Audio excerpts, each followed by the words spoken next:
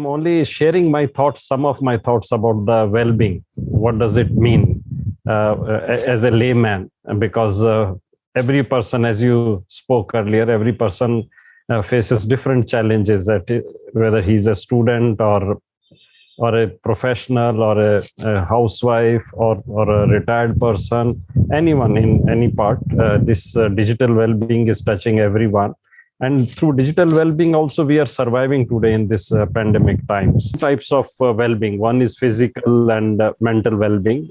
Of course, experts can dwell into many parts of it. So the physical well-being is a very minuscule part because most of us are physically well most of the time. If we are suffering from pain, we take medicine and we get well. But the mental well-being is 24/7, which plays all the time, which is playing with my body because we are perceiving everything, we are dealing with everything. And pandemic has really hit our life. It has hit our life and lifestyle more. Mostly it has hit our lifestyle. As far as life is concerned, it is our duty to protect ourselves. Not only ourselves, we have to protect our neighbors, we have to protect the society.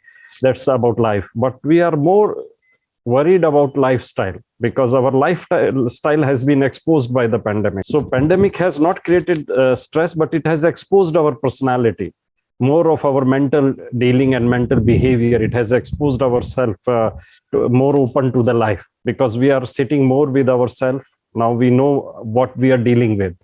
So we have become habitual of our certainties. So we have taken life for guarantee.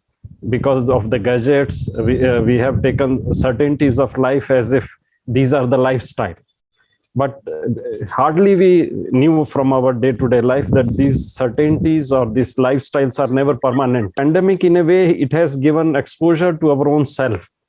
Now we have plenty of time with our own self. Now we are dealing with our own self. So we are feeling stressed because earlier we are engaged with outer world more. We are engaged with tools or with other life, outside life more. So now we are dealing with our own life more. So we are feeling stressed. In a way, it is a good in some way that we are exposed to realities of life. We are seeing what matters most in life, how health is important. At least people have started talking about mental well-being, which is considered as taboo in many of our society, in many part of our society. Now at least people are able to talk about themselves. So they are opening up about these subjects, and professional can deal much better about it. But as far as the pandemic is concerned, I can only share our scientists, our society has dealt with such pandemics and such situations before. We have successfully come over many diseases in the past, whether it was polio, tuberculosis, or HEJA, or many kind of Spanish flu. So we have successfully handled it, and we have always come over it. And human race as such has come stronger after each pandemic, because all these pandemics and all, they really give a challenge to life to retune ourselves to reality. And it has done, I'm sorry to say, but pandemic has also done good to nature. In some parts of our nature, it has done good to them also. So digital well-being has a lot to do, and mental well-being, it differs from person to person, how it is affecting my life. I cannot say that these tools are not good for life. All tools are very good for life. What we need is self-tuning, self-discipline. We have too many distractions now. What we used to have in our earlier days when we were small, when we were going to schools, our distractions were not so many. So now children, they have so many types of distractions, and so much of information is also available to them that is forming their opinion. These information which is available through various means is also forming up my personality very strongly, and it is forming up my personality well before the time. So these are the change times.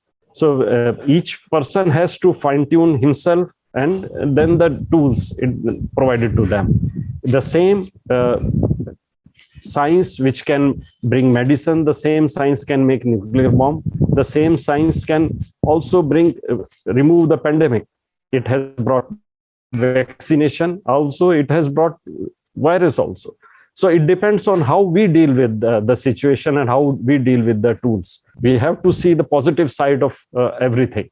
Of course, people are losing life, and we have to deal with our support, with moral support, with mental support, and we have to move on. And we have to encourage people to move on and to see the positive side of it.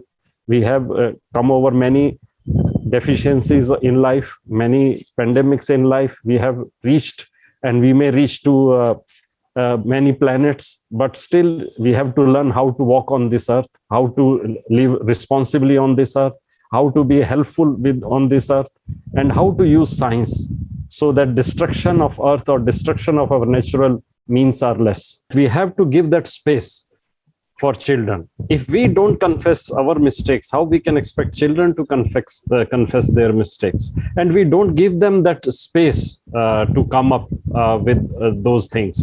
And one of the technique, I think it's an age-old technique, that we have to draw a bigger line to make a smaller line small. We have to create awareness, because you cannot, level playing field is outside. You may take out everything from your child, but when child will go outside, when they will mix in their classroom, they will talk about things which are happening on the internet. They will talk about movies. They will talk about PUBG. But you have to take them in confidence and explain to them rather than banning things. Children are much more smarter. They are handling pandemic better than us, because they know how to get adjusted very quickly. So they have to handle this war, and we have to make them understand. Even if we are busy with our professional life, we have to make them understand this is for the livelihood. Certain things, whether we like or we don't like, we have to do it. There is a responsibility towards society, towards nation, towards everyone. But as far as children are concerned, I'm really very concerned that we are dealing with the role deviation. We are not, they will not take technology into hand if we give them our company. It's an old saying हम बच्चे को कभी नहीं बताते हैं किस चीज से खेलना है, लेकिन जब वो खेलता है बोलते हैं इससे मत खेल. We are not guiding them. We are not telling them what is right to be done.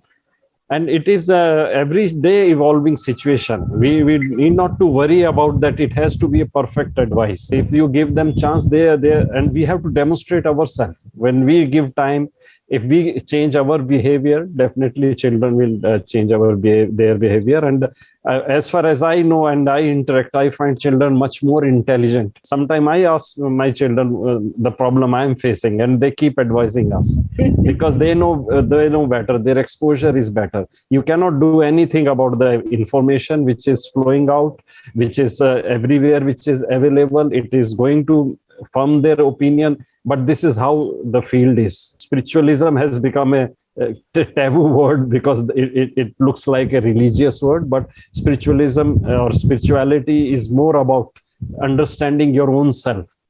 And one of the best exercise, I think, is to tell ourselves or to tell everyone to sit quietly for 5-10 minutes without anything, without even thinking anything.